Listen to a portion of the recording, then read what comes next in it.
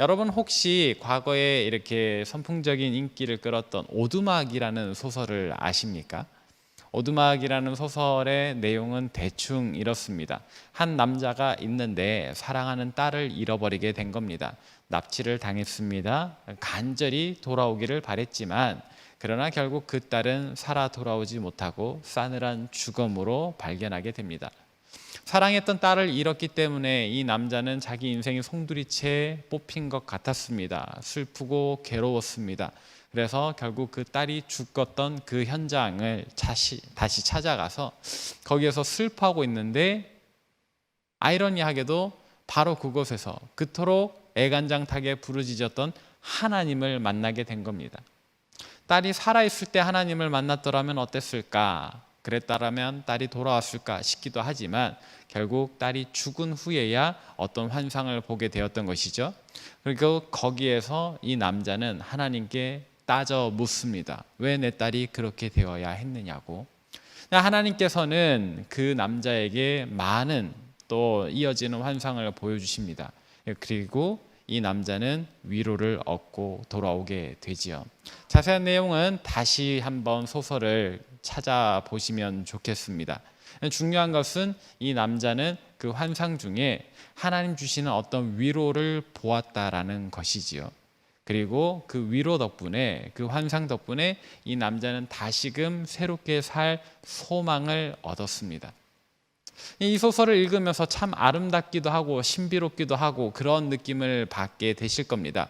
그러나 한편으로는 이건 소설이지 하는 생각도 떨쳐내기 어려우실 텐데, 오늘 본문에는 그와 비슷한 경험을 한 실제 인물의 이야기가 나오죠. 그의 이름은 무엇입니까? 나다나엘입니다.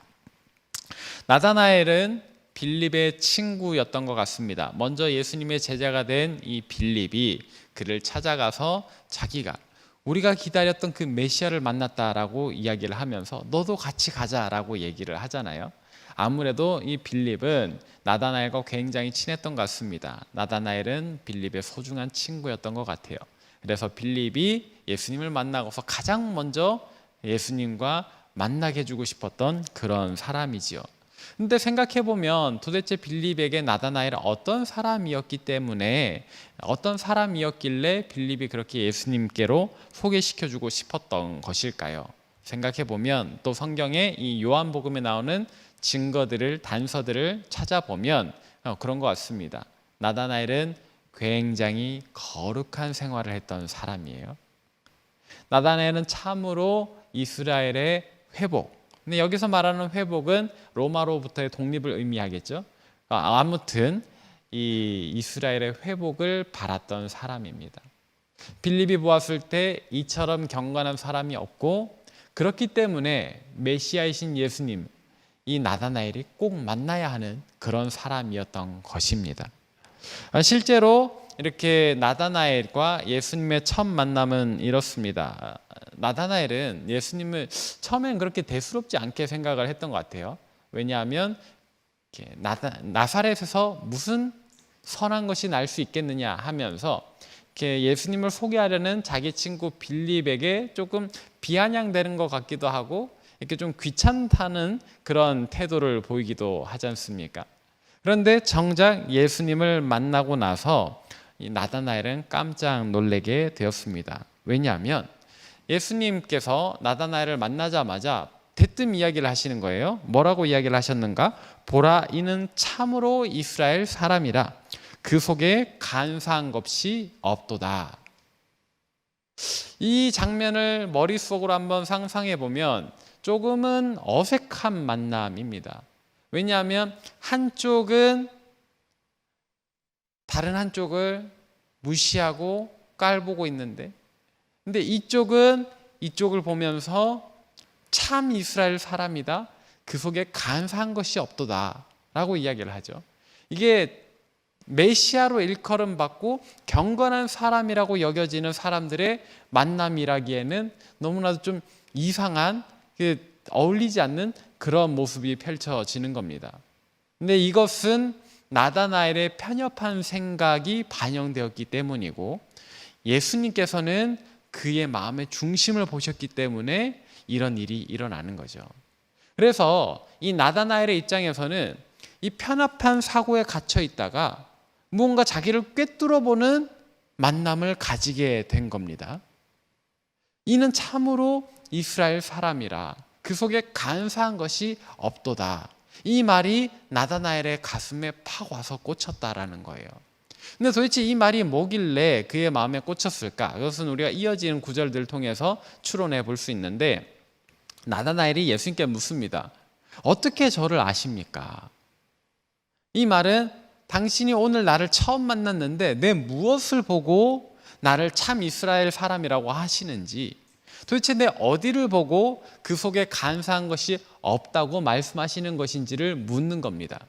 근데 여기에는 더 이상 처음 보였던 비아냥임이나 비꼬는 그런 태도는 찾아볼 수 없죠. 정말로 궁금한 겁니다. 나를 어떻게 아시는지, 내 무엇을 보고 그렇게 말씀하시는지. 그때 예수님께서 말씀하시죠. 네가 전에 무화과나무 아래에 있을 때에 내가 너를 보았노라. 우리와 문화가 다르기 때문에 이 구절의 의미가 우리에게 다가오기 어렵습니다. 그러나 학자들이 연구해 보기로 이런 결론을 얻었습니다. 이때 당시에 무화과나무 아래에 있었다라는 것은 나다나엘이 그냥 그 밑에서 쉬고 있었던 것이 아니다라는 것. 무화과나무 아래에 있었다라는 것은 그가 분명히 그 안에서 무언가 중요한 일을 하고 있는데 그것을 예수님이 보셨다라는 거예요. 그러면 이 무화과나무 아래서 나다나엘은 무엇을 하고 있었던 것일까요? 이때 당시에 이 유대 사회를 들여다보면 그 사회 전체가 가지고 있던 어떤 그 대세의 분위기가 있습니다. 그 분위기는 뭐죠? 바로 메시아를 기다리는 겁니다. 세례 요한도 메시아의 오심을 기다렸지요. 많은 사람들이 오리라신 그 메시아를 기다리고 있었습니다.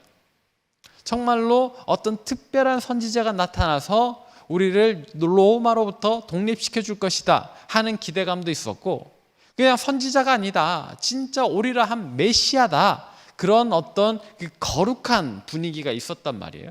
그래서 바리새인들, 서기관들이 주축으로 해서 이렇게 열심히 율법을 지키려고 하고 문자 그대로 지키려고 하고 하는 그 어떤 나름의 경건한 이 열망이 유대 사회 가운데 있었다라는 거죠. 그리고 이 경건한 열망이 그 회당에서뿐만 아니라 개인의 삶 속에서도 나타났는데, 그게 어디로 발현이 되었느냐? 무화과나무 아래서다.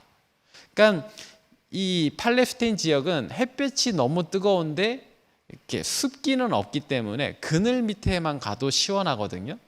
그래서 그냥 개인 에어컨 튼 것 같은 그런 어떤 서늘함을 느낄 수 있습니다. 무화과나무 아래에 있으면. 그러니까 다르게 이야기하면 당시 유대인들은 무화과나무 아래에서 율법을 공부하고 또 말씀을 탐독하고 또 하나님께 간절히 기도하기도 하고, 그렇게 자기의 경건 생활, 경건 훈련을 열심히 했다라는 거예요. 그래서 예수님께서 내가 너를 무화과나무 아래에 있을 때 보았노라 라고 이야기를 하시는 것은, 우리로 치자면 사랑하는 동산교회 교우들아, 너희가 새벽 기도 나와서 뜨겁게 기도하고 있는 것을 내가 보았노라 하시는 말씀과 같은 겁니다.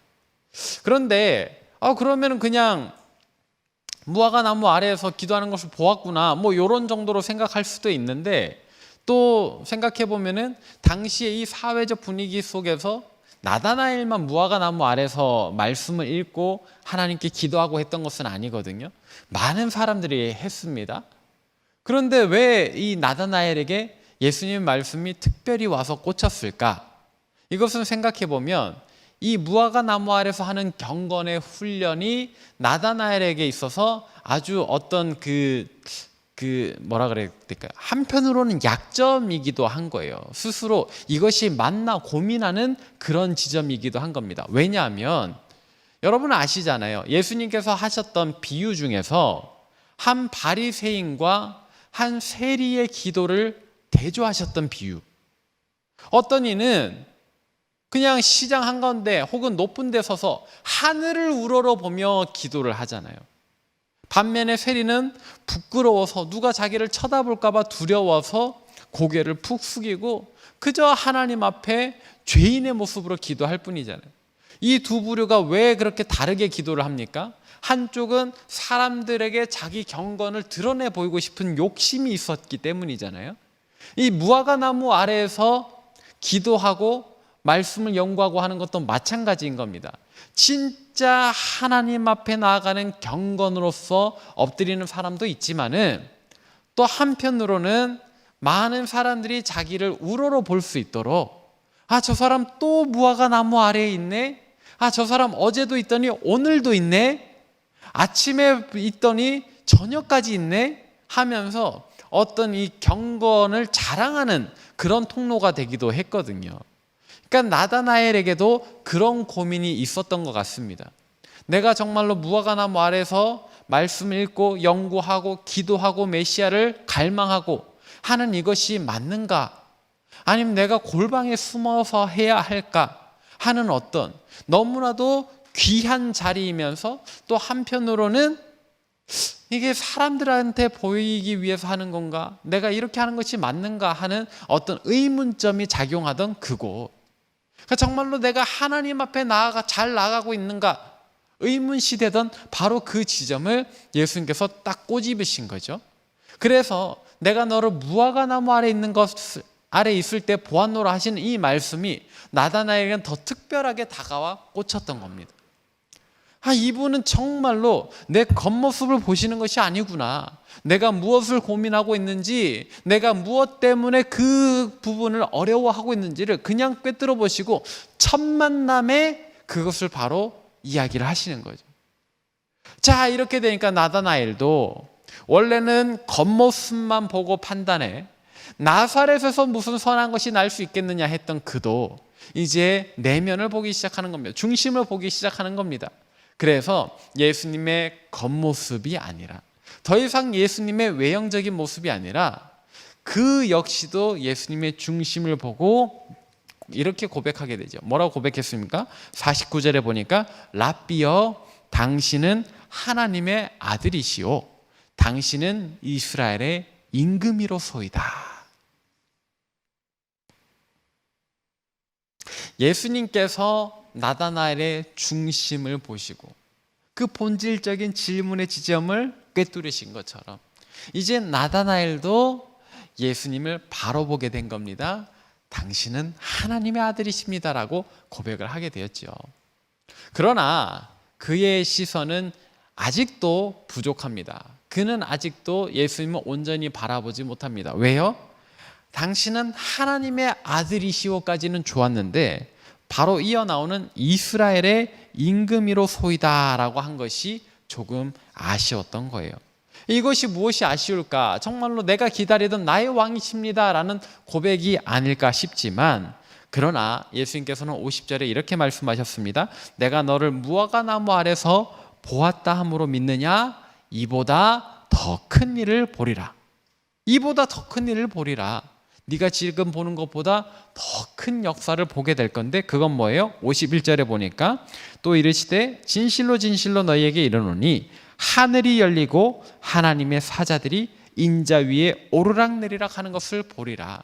그러니까 내가 그냥 이스라엘의 임금이 되는 게 아니야. 네가 말하는 것처럼 로마의 압제로부터 독립을 시켜줄 그런 육신의 왕이 되는 게 아니야. 하나님의 천사가 내 위로 왔다 갔다 하는 것, 내가 진짜 하나님과 교통하는 것을 네가 보게 될 거야. 내가 정말로 온 땅 가운데 높임받는 것을 네가 보게 될 거야. 네가 다시금 보게 되는 것은 단지 너의 조국, 이 땅에 이 팔레스타인 지역에 국한된 이스라엘이 아니라 온 세계 열방에 가득 차는 하나님 나라를 보게 될 거야 라는 말씀을 하시는 거죠.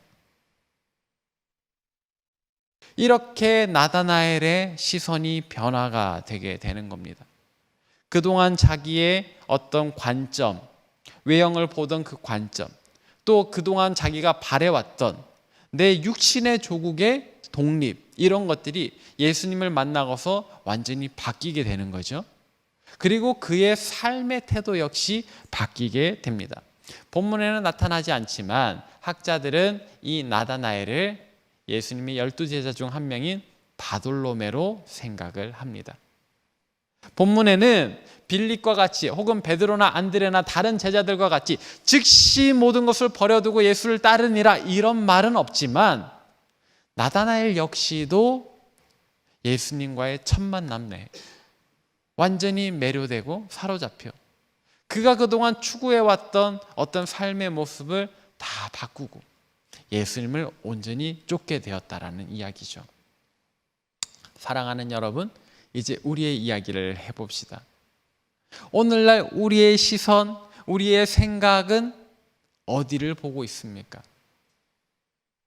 우리도 예수님을 육신으로는 아직 만나지 못했으나 그러나 우리가 영적으로는 구주를 영접하였기 때문에 우리도 예수님을 만난 사람들일진데 오늘 우리는 무엇을 보고 있습니까? 무엇을 추구하며 살고 있습니까? 또 어떻게 예수님을 따르고 있습니까? 그리스도인이기 때문에 우리는 이 질문을 잊어버려서는 안 됩니다. 오늘 나는 무엇을 보며 살고 있는가? 무엇을 기대하며 살고 있는가? 어제 했던 질문일 수도 있고 그제 했던 질문일 수도 있고 10년 전, 20년 전에 했던 질문일 수도 있지만 오늘 새롭게 해야 하는 질문. 예수님의 제자들이 어째서 예수님을 따르게 되었던가를 대할 때마다 우리도 예수님의 제자인데 우리는 어떻게 예수님을 따르고 있는가? 이 질문 날마다 새롭게 해보시길 바랍니다. 말씀을 정리하도록 하겠습니다. 예수님을 만나고서 나다나엘의 인생은 완전히 바뀌게 되었습니다. 그의 좁았던 시야도 바뀌고 또 그가 기대하던 바도 바뀌고 그가 바라보고자 하는 바도 바뀌게 되었습니다. 그리고 예수님을 따르는 제자로서의 삶을 살게 되었지요. 삶의 양식도 바뀌게 되었습니다. 우리는 예수님을 만나기 전과 만난 이후에 무엇이 바뀌었습니까? 또 아직 무엇을 더 바꾸어야 합니까? 사랑하는 여러분, 나다나엘이 주님께 올려드렸던 대답, 랍비여, 당신은 하나님의 아들이시오. 우리가 여기까지 잘 왔다면 그 이후에 또 하나의 질문을 더하면서 아직 나다나엘이 더 바뀌어야 했던 것을 예수님이 알려주셨던 것처럼 우리에게도 알려주실 겁니다. 그리고 주님 알려주시는 그 감동을 따라서 아직 바뀌지 않은 우리의 연약한 모습까지도 다 바뀌어질 수 있기를 바랍니다. 온전히 예수님을 따르는 저와 여러분 될 수 있기를 바랍니다. 기도하겠습니다. 살아계시고 역사하시는 아버지 하나님 은혜를 감사합니다. 오늘 나다나엘과 예수님의 만남을 통하여 그의 이전의 삶이 어떠했는지 또 예수님 만난 이후의 삶이 어떻게 변하게 되었는지를 보고 또 그의 고백을 통하여 그가 무엇이 바뀌었는지 또 아직 무엇이 바뀌어야 하는지를 살펴보았습니다. 하나님께서는 나다나엘을 만나사 그의 삶을 바꾸셨던 것처럼 또 우리를 만나주셔서 우리의 삶을 날마다 변화시켜 가시는 줄로 믿습니다. 하나님, 우리가 분명 주님을 영접하였기에 우리도 예수님을 만났고 또 우리의 삶이 지금까지도 많이 변화되었지만 아직 바뀌어야 하는 부분이 많은 줄도 압니다.